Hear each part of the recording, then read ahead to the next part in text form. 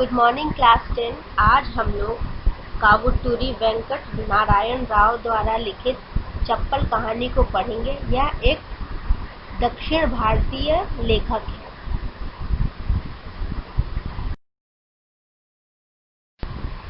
प्रस्तुत कहानी चप्पल रंगैया की है, जो कि एक मोची है और वो टूटे चप्पलों को बनाता है। और उसका एक छोटा बेटा है जिसका नाम है रमण।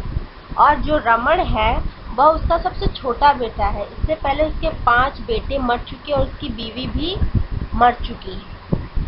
तो सबसे पहले वह अपने 8 साल को पढ़ने के लिए पाठशाला भेजता है। उसको बहुत मन है कि उसका बेटा पढ़ लिख कर बड़ा आदमी बने, ना कि उसकी तरह चप्पलों को सिले। तो वह हर परिस्थिति को भी सहता है और जो करता है अपने बच्चे के लिए करता है। तो जब रमण अपने मास्टर जी के चप्पल को लेके अपने पिताजी रंगैया के पास आता है, तो वो जो मास्टर जी की चप्पल थी वो बहुत ही बेजान थी। मतलब उसमें उसको बनाए जाने की कोई उम्मीद नहीं थी। लेकिन रंगैया को यह जानकर बहुत खुशी होती है कि यह चप्पल उसके गुरु की है।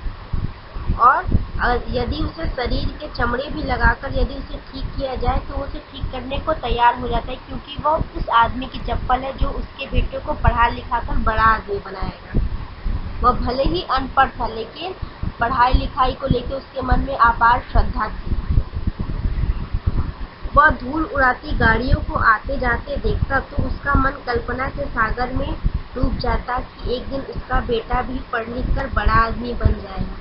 वह बच्चे की पढ़ाई के लिए कुछ भी करने को तैयार रहता है। इसलिए काम छोड़कर वह स्कूल की तरफ चल देता है, जिससे वह जान सके उसके बेटे की पढ़ाई कैसी चल रही है।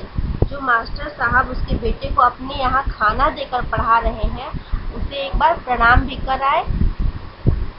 तो वह बगल की चाय दुकान से चाय पीकर अपने छोटे मोटे कार्यों को निपटाकर अपने छोटे मोटे सामान को समेटकर मास्टर साहब की टूटी चप्पल जो उसे उस समय बहुत ही महत्वपूर्ण लग रहे थे, उसे अपनी आंखों से लगाकर थैले में रख लेता है तथा कल की कमाई के रूप में जेब में रखे 6 रुपए तथा खुदरे पैसे को गिनकर स्कूल पहुंच जाता है।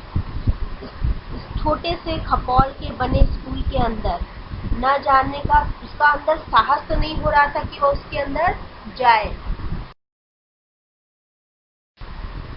उसे साहस नहीं हो रहा था, वो बहुत हिचकिचा रहा था कि वह स्कूल के अंदर कैसे प्रवेश करे। किंतु कुछ बच्चों को याद करवाते मास्टर जी के पूछने पर वह अपने बेटे रमण को उसी स्कूल में पढ़ने की बात कह एक विचित्र सा अनुभव हो रहा था। पहली कक्षा जिसमें रमण पढ़ रहा था वह बरामदे में ही था और एक मास्टर जी बच्चों को मात्राएं कंठस्थ करवा रहे थे। वह सोचने लगा कि बड़ा खुश नसीब है कि वह तो नहीं पढ़ सका, लेकिन उसका बच्चा पढ़ लिख कर बड़ा आदमी बन सकेगा। मास्टर साहब ने रंगैया को बताया कि उसका बच्चा बहुत होशियार है और मन लगाकर पढ़ रहा है।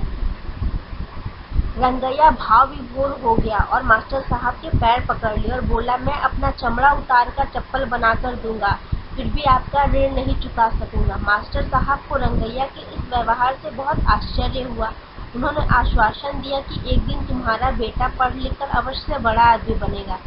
तो रंगैया यह सुन फूले नहीं समाया और मास्टर साहब के हाथ में 4 रुपए रख दिए। इससे पहले भी वह 200 रुपए दे चुका था। उसे वह स्कूल स्वर्ग धाम सा लग रहा था। वह बाहर बैठे मास्टर से अपने भी पढ़ने की बात पूछने लगा कि क्या वो अभी इस उम्र में पढ़ सकता है। तो मास्टर साहब के यह कहने पर कि शाम की पाठशाला में मैं तुम्हारा नाम लिखवा दूंगा और तुम भी पढ़ लिख सकोगे। रंगैया इतना खुश था कि उसके पैर जमीन पर नहीं पड़ रहे थे। उसके मन में विभिन्न प्रकार के विचार आने लगे। थोड़ी देर बाद वह अपने थैले के साथ पुल पार करके थिएटर के सामने वाली झोपड़ियों के पास पहुंच गए, जो कि एक नाले के किनारे बनी थी। रंगैया बूढ़ा और कमजोर हो गया था। वह बाहर के चबूतरे पर बैठकर अपनी थकान मिटाने लगा। ऐसा लगता था जैसे बच्चे को बड़ा बनाने की एक ही आकांक्षा उसके शरीर को चलाए जा रही थी। वह झोपड़ी के अंदर जाकर पानी पिया और सामने वेंकटेश्वर भगवान की तस्वीर को देख के प्रणाम करके फिर आकर चबूतरे पर बैठकर मास्टर साहब की चप्पल बनाने लगा। वह जिस बदबूदार बस्ती में रहता था, वहाँ के लोगों के बदबूदार जीवन के विषय में सोचने लगा। उसी समय पोली, जो कि रंगैया की भांजी थी, रंगैया उसका मामा लगता था, सड़ा आम चूसती हुई आई और बोली कि आज उसकी माँ की तबीयत ठीक नहीं है, इसलिए घर पे खाना नहीं बनेगा। तो मास्टर साहब की चप्पल को बिल्कुल नया जैसा बनाकर रंगैया उसे अटारी पर रख देता है और भूख लगने के कारण सामने वाले प्लेटफॉर्म वाले होटल, जो कि सड़क पर ही था, जिसमें एक औरत भात, सांभर और मट्ठा बेच रही थी, हाथ मुंह धोकर उसी के बगल में बैठकर खाने लगा। थोड़ी बाद हाथ मुंह धोकर पास वाले पीपल के पेड़ के नीचे बैठा ही था कि उसे नींद आ गई। थोड़ी देर बाद रंगैया की नींद नारिंगा नामक बच्चे के चिल्लाने से टूटी तो वह देखा कि थिएटर की तरफ आसमान धुएं से भरा है और जो वहां बनी झोपड़ियों में आग लगी थी उससे वो धुआं निकल रहा था, किंतु किसी को आग लगने के विषय में कुछ नहीं पता था कि आग कैसे लगी। रंगैया के घर की छत तो पूरी तरीके से जल गई थी। उसी समय मास्टर साहब के चप्पलों की याद आई उसे, और उसे लगा कि मास्टर साहब की चप्पल तो जल जाएंगे, और वो मास्टर साहब के चप्पल को बहुत ही महत्वपूर्ण समझता था कि क्योंकि वह उस इंसान का चप्पल था जो उसके बेटे को पढ़ा लिखा कर बड़ा आदमी बनाएगा। वह क्या करता है कि वो मास्टर साहब के चप्पलों के लिए वह स्वयं उस जलती हुई झोपड़ी के अंदर घुस जाता है, और वह दृश्य बड़ा ही भयंकर था। रंगैया मुंह के बल गिरा हुआ था और उसका सारा शरीर जल गया था। जब आग बुझी तो लोगों ने यही दृश्य देखा, और किंतु मास्टर साहब के जो दोनों चप्पल थे वह पॉलिश किए हुए जो के त्यों चमक रहे थे, और अगर रंगैया के प्राणों का निकलना किसी ने देखा था तो वो दो चप्पल ही थे जिसने देखा था कि रंगैया के साथ उस जलती हुई झोपड़ी में क्या हुआ, और मास्टर जी के उन चप्पलों को बचाने के चक्कर में रंगैया को अपने प्राण तक गंवाने पड़ गए। अब आप लोग मेरे द्वारा पढ़ाई गई इस कहानी को अच्छे से पढ़ेंगे और इसके कठिन शब्दों को अपनी कॉपी में लिखेंगे, और साथ ही इस कहानी का सारांश अपने शब्दों में लिखेंगे।